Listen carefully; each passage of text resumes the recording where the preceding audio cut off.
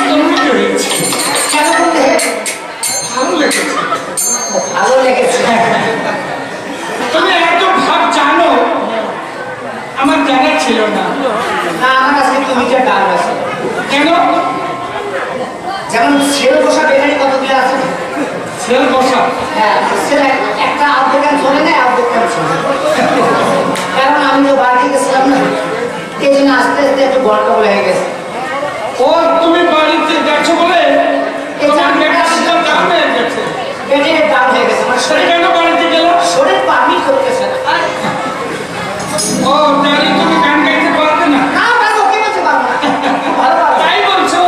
না, শরীরটা গ্যাপ থেকে গেল। আমি বলছি কি, তুমি যদি না পারো, মেয়েদের কাছে সবার কাছে আমার চেয়ে না। তুমি যাও। শরীর ট্যাম নয়, শরীর ট্যাম হয়ে গেলে কিন্তু মত ট্যাম হবে বাবা। মন আমার কি বলছে আমার মনেই জানে। আমিও বলছো বাবা। হ্যাঁ, আজকে আমি চার দোকানে গিয়েছিলাম তো, তা আমার এখানকার যে মাননীয় এই কমিটির দাদাদের সদস্য হ্যাঁ। দ্রব্যহরি গায়ন আছে, তাকে আমি শ্রদ্ধা করি, ভক্তি করি।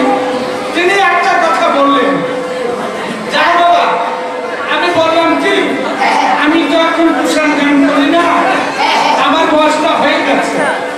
এখন আমার যে গায়িকা আছে ভালো গান, বিনা বাধা, এখন বলো কি জানো, আমি কি বলেছে? আমি আপনার গান শুনতে গেলাম, হ্যাঁ। তিনি বললো যে আমি হয়তো পুরো হতে পারি, আমার মন তো আর পুরো হয়নি। তাই নাকি? হরে কৃষ্ণ। তা আমার যে গানের বয়সটা হ্যাঁ, হ্যাঁ, যদিও বেশি হয়ে গেছে, হয়ে গেছে। মনটা তো বেশি হয়নি। না, তাই তোমাকে বলছি, কি বুঝে? যখন তুমি গানে দাঁড়িয়েছো, হ্যাঁ, আমার মাঝে দাঁড়িয়েছি, তাহলে তোমার কর্তব্য আমাকে গান গাইতে হবে।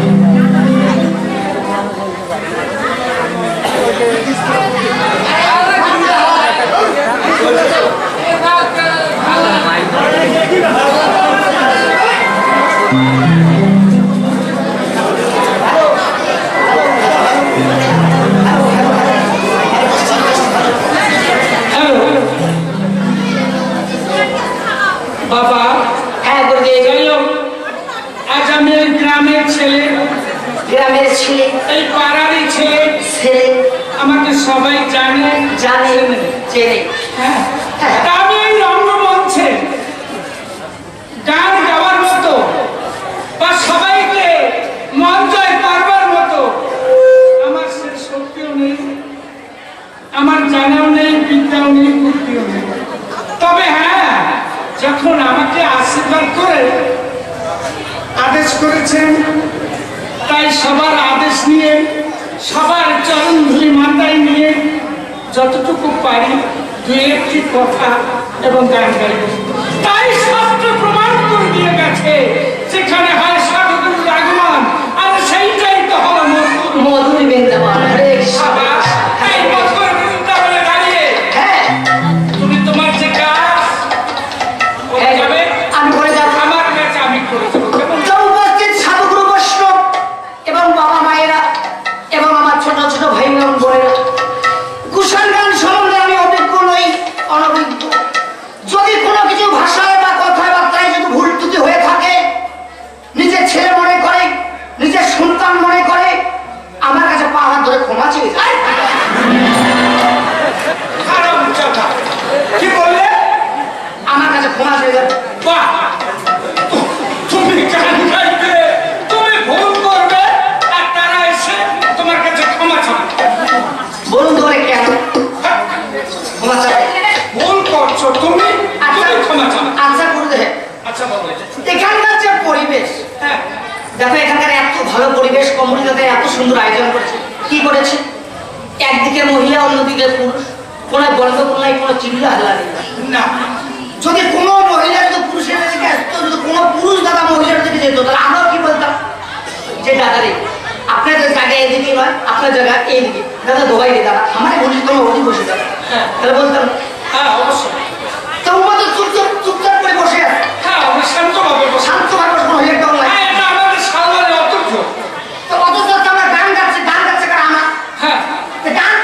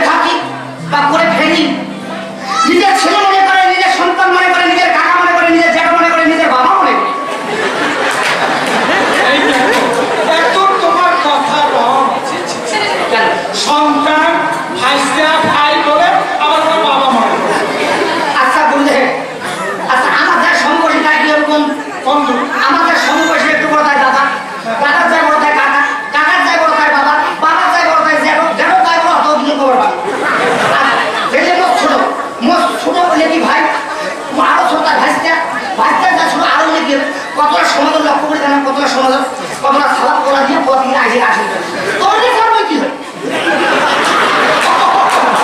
তোমার একদম করবে না আরেকজন করবে না বলে তো সবার কাছে তোমার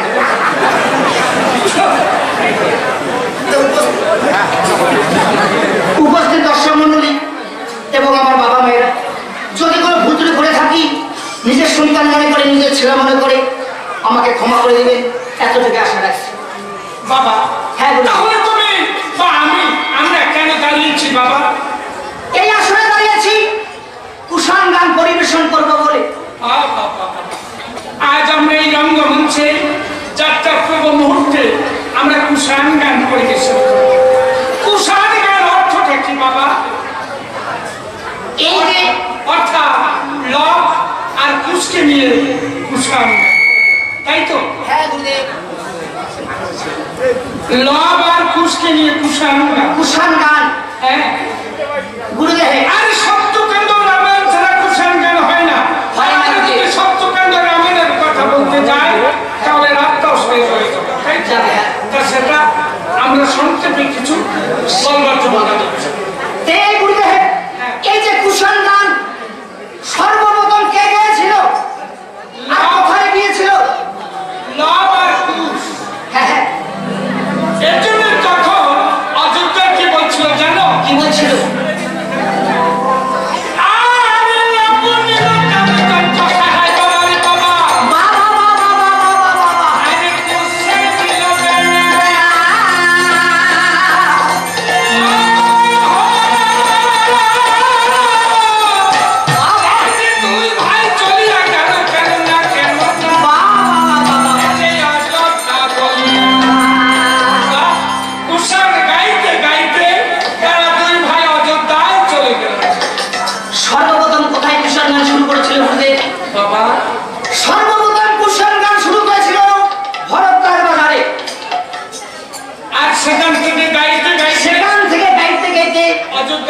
রামের চৌকোবার পর্যন্ত চলে গেছে। আমি সেদিকে যাচ্ছি না। আজ পঞ্চটা রস সেরা আমার সেখানে পঞ্চটা রস থাকবে, পঞ্চটা কথা থাকবে আর পঞ্চটা শুরু থাকবে। তা আমি যে কথাটা বলছিলাম, হ্যাঁ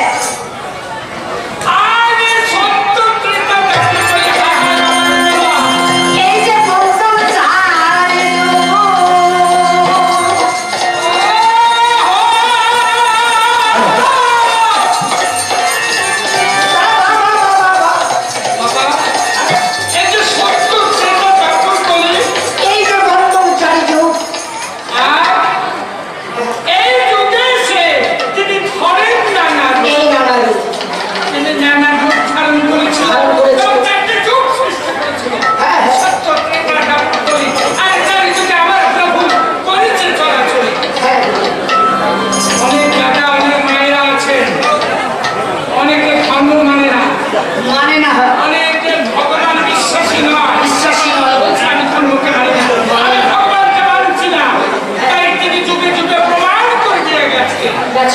প্রমাণ করে দিলেন বাবা।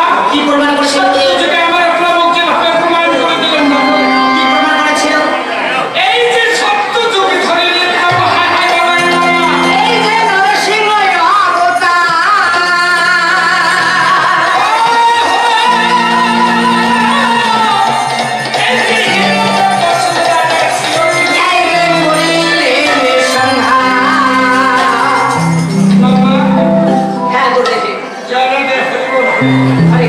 সত্য যুগে প্রমাণ করে দিয়ে গেছে। কি প্রমাণ করে দিলে? কি প্রমাণ করেছিল? হিরণ্যকশিপু দানব ছিল।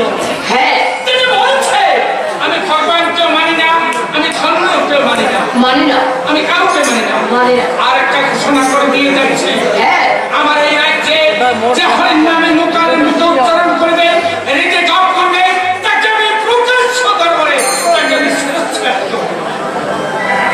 ভগবান শুনে প্রমাণ করে দিল, ঠিক আছে আমি তোর ঘরে একটা সুসন্তান পাঠিয়ে দিলাম। তার নাম কি রেখেছিলেন বাবা? সেই সন্তানের নাম হয়েছিল কল্লা। আর হিরণ্যকশিপুর বাবার নাম ছিল কয়াধু। হ্যাঁ কয়াধু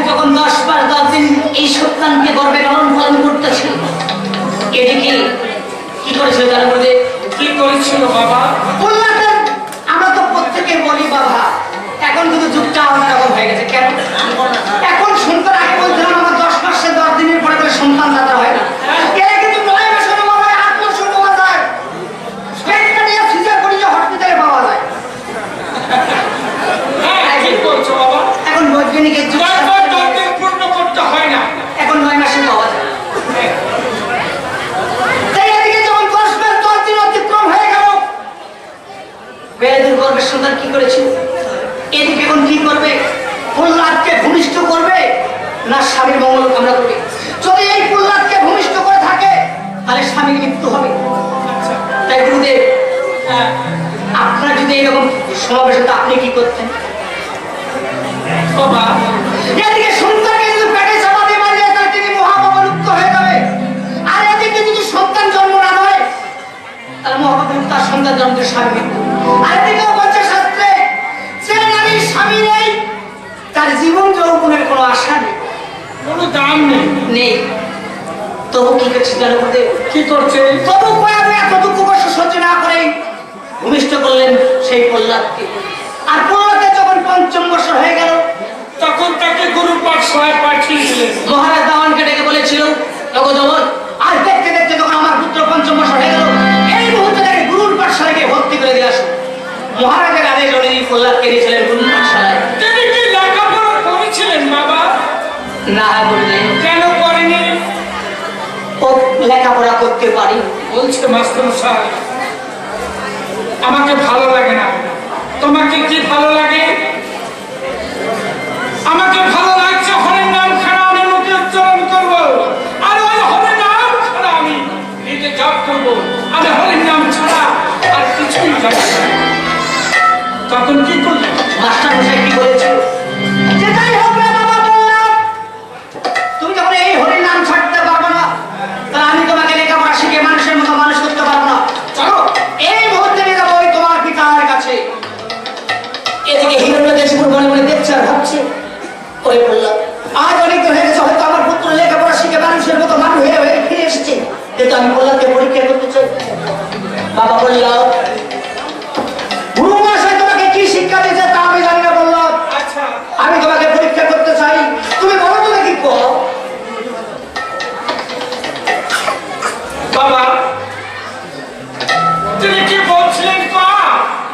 না, তিনি বলছেন পথে কৃষ্ণ। তিনি কৃষ্ণ নাম করছিলেন, তাই না? হ্যাঁ বললে তখন হিরণ্যকেশিপুর বলছে, আল্লাহ তুমি জানো না, বললাম তুমি জানো না, আমার রাজ্যে দাঁড়িয়ে শুধু কোনো বোঝা কিন্তু হরিণ কীর্তন গুলো কীর্তন করতো, তাদেরকে মারধর করে তার ঘোর করে ভেঙে দিয়েছিলাম। আর তুমি আমার সন্তান হলেও আমি তোমাকে ক্ষমা করবো না। আল্লাহ বললো, তুমি দেখাতে পারবে? বললো তুমি দেখাতে পারবে তোমার হরি কোথায় আছে? ও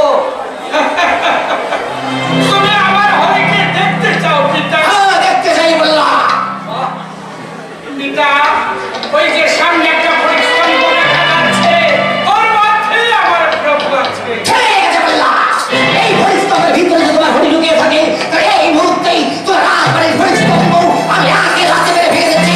সেটি তোমার কোথায় হরি?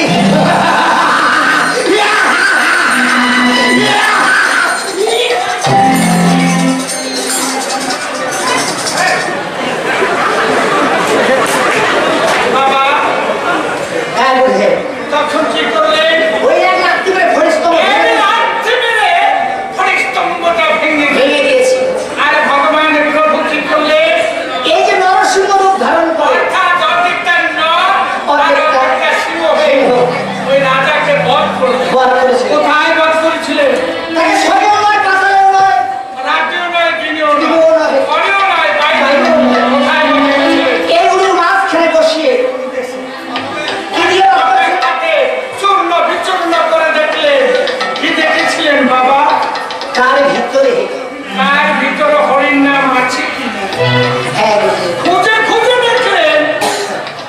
সে কোনোদিন হরির নাম মুখ উচ্চারণ করেনি। কি করে থাকবে? তখন একদিন তোকে হঠাৎ কি করলেন? কি করলেন বলে গালের মুখে ফেলে দিলেন। ফেলে দিলেন। রিগা, তুমি এই সাবা নাও। এখন শ্রী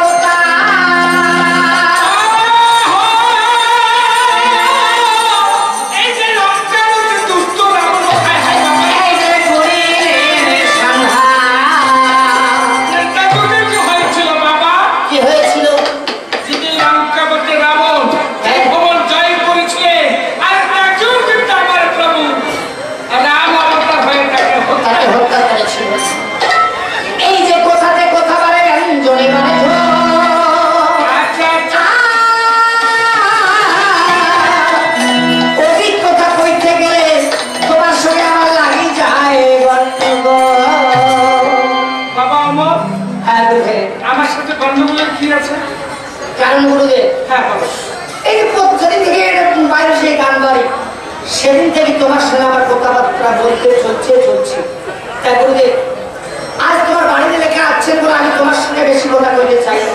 হ্যাঁ আমি তোমার সঙ্গে আজকে কথা বন্ধ করবো, তুই একদিনও চাষ পার না আর আজকে তোমার ওই মাল দিয়ে সে কথা বলবে। মাল দিয়ে মানে ওরা কি জানো?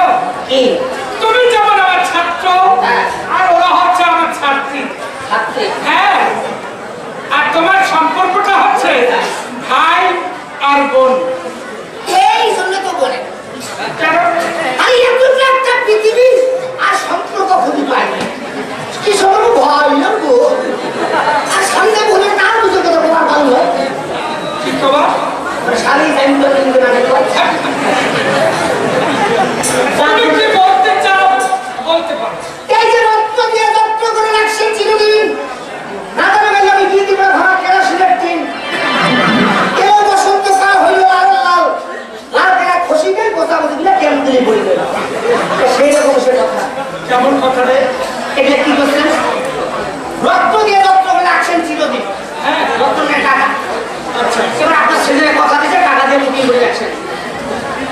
এমনি রাত্রি 9টার সময় হয় কি করে? মেকআপ নাই। নির্বাণী উঠিয়ে খাবার খাবে শুরু করে। ভাই এখানে খেলা ভোগ করবো আপনাদের 2 দিনে ঘোষণা থাকতো ভগবান হবে রাস্তাতেও ঘোষণা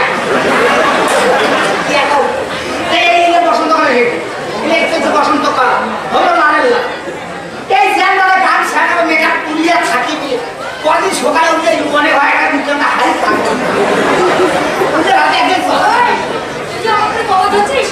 তুই কি মেকআপটা দিস না? আমার ঘরে কাজ যাচ্ছিস তুই তো লালা লাল আছিস। ও বুঝে আমি কি হয়ে গেল তুমি আরে এরা আমার ছাত্রী। আজকে অত তোমার শিষ্য তোমার শিষ্য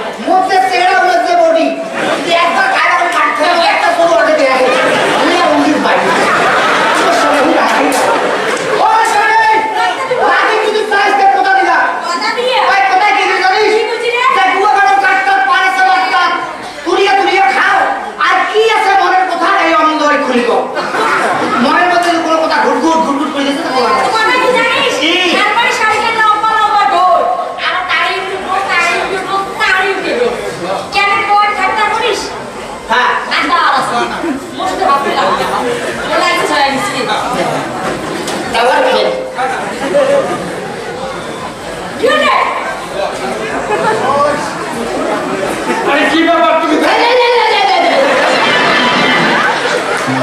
মেজাজ গরম করে দেবে, মেজাজ গরম করে দেবে।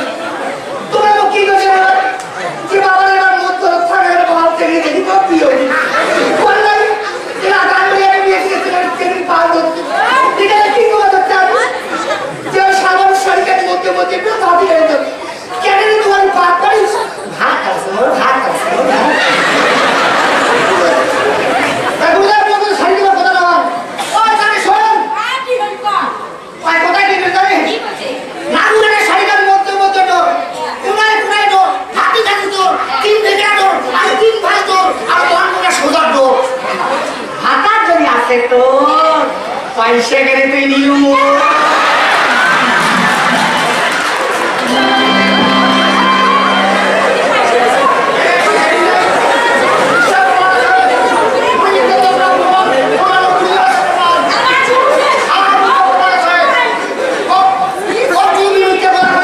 আরেকটা আমি তোমার সঙ্গে তো ওই সময় ছিলাম না।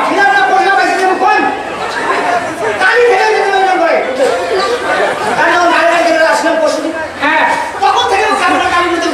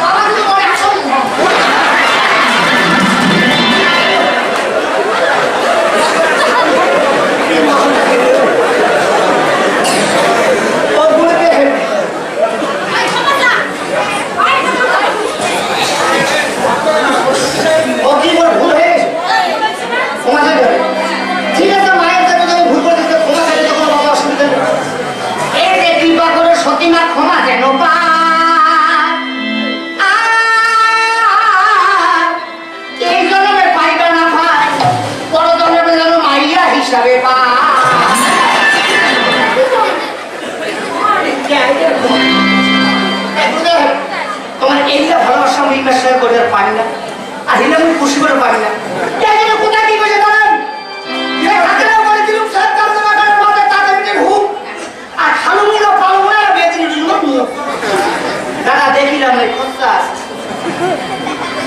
কেন কোথায় কি করে দাঁড়ান ভালোবাসার আগুন জ্বেলে কেন তুমি চলে গেলে সেই আগুনে জ্বলি আজও আমি বদলে গিয়েছো শুধু তুমি ও প্রিয়া ও প্রিয়া ও ও প্রিয়া ভালোবাসার আগুন জ্বেলে কেন তুমি চলে গেলে সেই আগুনে জ্বলি আজও আমি বদলে গিয়েছো শুধু তুমি ও প্রিয়া ও প্রিয়া ও প্রিয়া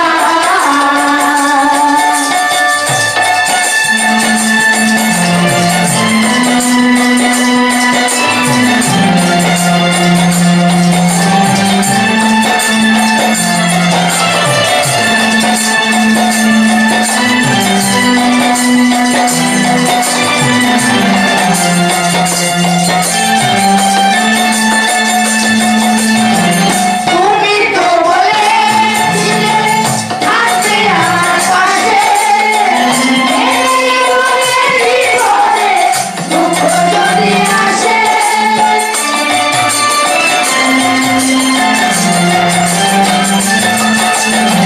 তুমি তো বলেছিলে থাকবে আমার পাশে জীবনে দুঃখ যদি আসে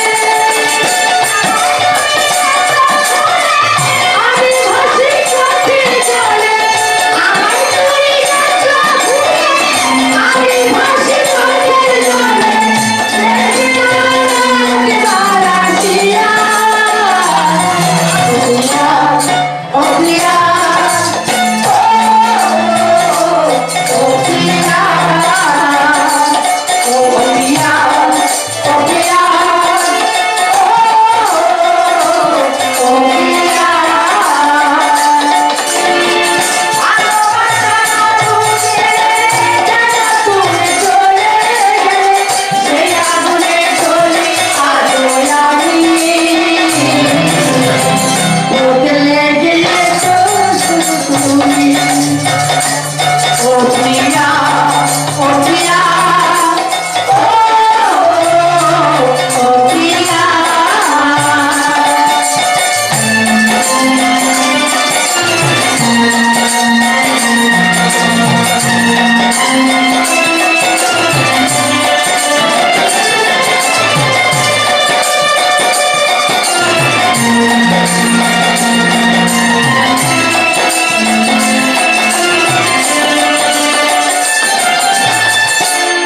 দিনে তোমার কথা ভাবি কতবার মনে কি পড়ে না লোগো আমাকে একবার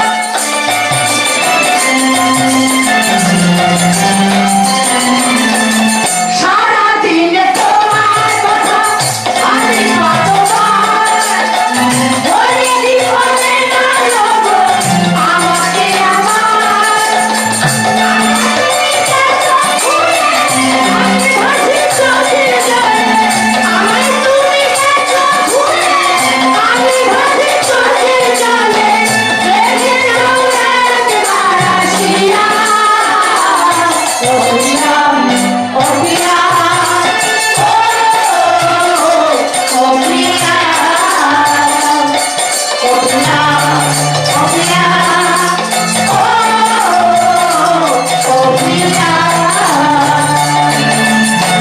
ভালোবাসার আগুনে কেন তুমি চলে গেলে সেই আগুনে জ্বলি আরো আমি বদলে গিয়েছো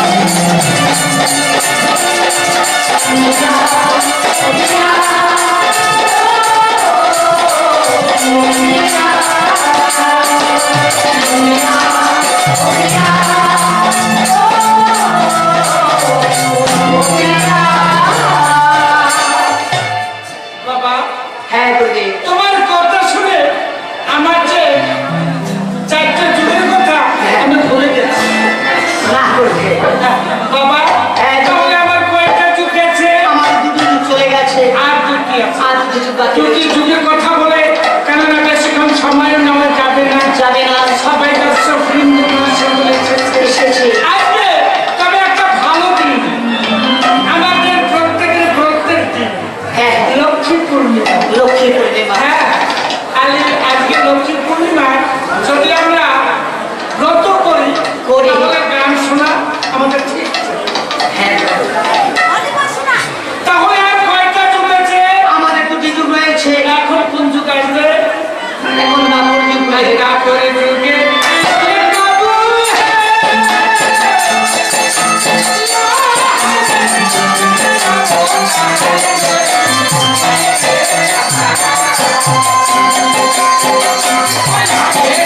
ওই যুগে